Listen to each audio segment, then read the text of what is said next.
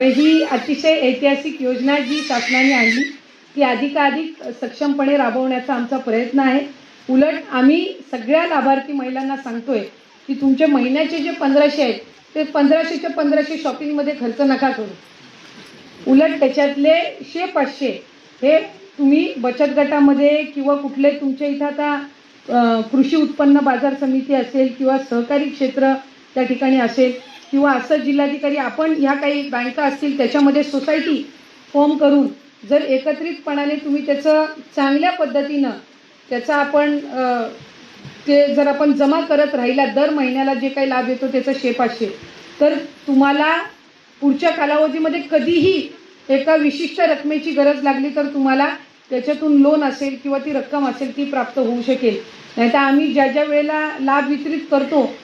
त्याच्या आधी तर आमच्याकडे शहरातले सगळे व्यापारी येतात की लाडकी बहीणचा लाभ कधी म्हणजे भगिनींपेक्षा लाडक्या बहिणींपेक्षा व्यापारी जास्ती विचारतात